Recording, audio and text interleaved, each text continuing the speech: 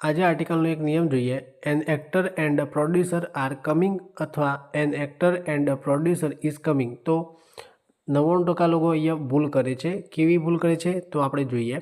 તો અહીંયા જો actor and producer is coming, તો આ વાક્ય ખોટું છે. આગળ ચોકડીની નિશાન કરેલી છે.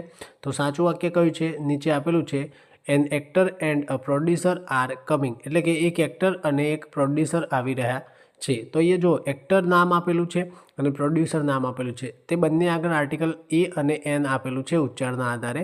એક્ટરનું ઉચ્ચાર સ્વરથી થતો હોવાથી એ નહીં પણ એન આર્ટિકલ આવેલો છે, એટલે કે એન એક્ટર. રૂલ નંબર 1 અને રૂલ નંબર બીજો છે આ વાક્યમાં એક્ટર અને પ્રોડ્યુસર બે અલગ અલગ વ્યક્તિઓ હોય તો પ્લુરલ સબ્જેક્ટ ગણાય છે. એટલે ઇઝ નહીં પરંતુ આર સહાયકારક ક્રિયાપદ આવે છે. જો અહીંયા એક્ટરની આગળ પણ આર્ટિકલ છે અને પ્રોડ્યુસરની આગળ પણ આર્ટિકલ આપેલો છે, તેથી તે બહુવચનમાં વપરાય છે. તેથી તેનું સહાયકારક ક્રિયાપદ બહુવચનવાળું આર આવે છે. પણ જો એક જ વ્યક્તિ એક્ટર પણ છે અને પ્રોડ્યુસર પણ છે તો તેવું હોય ત્યારે આપણે સહાયકારક ક્રિયાપદ એક વચનવાળું મૂકીએ છીએ. નીચે આપ્યું છે વાક્ય N actor and producer is coming, એટલે કે એક એક્ટર કે જે એક્ટર પણ છે અને પ્રોડ્યુસર પણ છે તે આવી રહ્યા છે.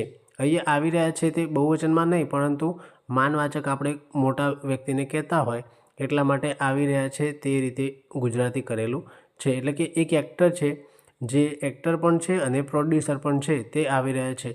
તો અહીંયા તમે જોઈ શકો છો, અહીંયા એક્ટરના આગળ એન આર્ટિકલ છે પરંતુ પ્રોડ્યુસર આગળ આર્ટિકલ આપેલો નથી. તેથી એક જ વ્યક્તિની વાત થાય છે એટલા માટે આપણે ઇઝ સહાયકારક ક્રિયાપદ એક વચનવાળું મૂકેલું છે. ઘણીવાર અહીંયા ક્રિયાપદની પણ ખાલી જગ્યા પૂછાઈ શકે છે કે તમને બે નામ આપ્યા હોય અને એન્ડ કન્જક્શનથી જોડેલા હોય. જો બંને નામ આગળ આર્ટિકલ હોય તો આપણે બહુવચનવાળું સહાયકારક ક્રિયાપદ મૂકવાનું, અને જો એક જ નામ આગળ આર્ટિકલ હોય અને એન્ડ દ્વારા કન્જક્શનથી જોડેલું હોય બીજું નામ, તો ત્યાં આપણે એક વચનવાળું સહાયકારક ક્રિયાપદ મૂકવું પડે. બરાબર. આવા જ નિયમો શીખવા માટે સ્ટડી પોઈન્ટ યુટ્યુબ ચેનલને સબસ્ક્રાઈબ કરો.